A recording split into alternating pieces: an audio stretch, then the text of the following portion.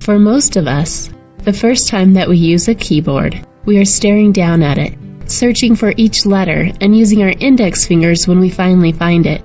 We stare in amazement at people who never look at their flying fingers, perfectly typing at 75 words per minute. With practice, everyone can achieve speed and perfection, and like most things, you have to start at the beginning with the basics. Each of your fingers has a home key, where it should rest when it is not being used. We'll start with your left hand.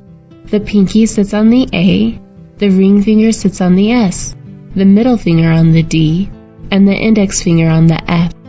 Your thumb sits on the space bar. Now let's go over your right hand.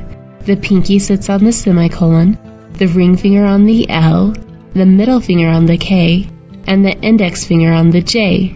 The right thumb also sits on the space bar. Your fingers should be curved and the palm of your hand should float above the keyboard.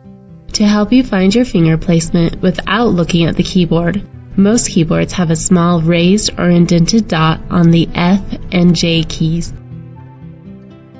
The first lessons in Keyblaze help you become comfortable with the entire home row, including G and H. You will use your left index finger for G and your right index finger for H. Instead of staring at your keyboard, trying to remember which finger is on which key, look at the keyboard on the screen. The key will light up in blue, and the hand will show you which finger you should use. If you make a mistake, no problem.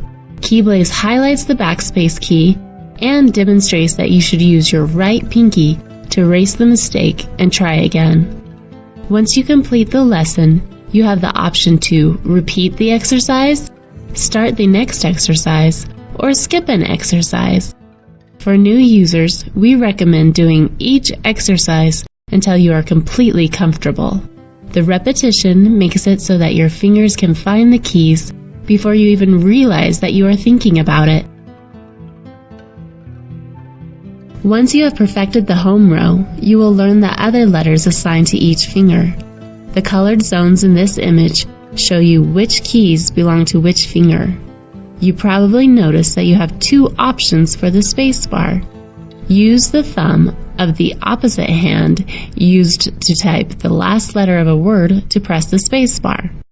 For example, if you are typing the word hand, you used your left middle finger to type the D. In this case, use your right thumb to type a space after the word. As you are learning, remember to focus on accuracy. Speed will naturally increase as you become confident with your hand placement.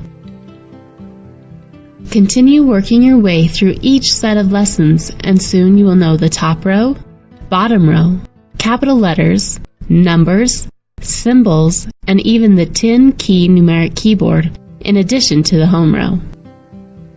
As you are practicing, remember to stay relaxed and tap each key lightly. Tensing your arms, wrists, or fingers is exhausting and will slow you down. Excessive force is not only destructive to your keyboard, but will also slow you down.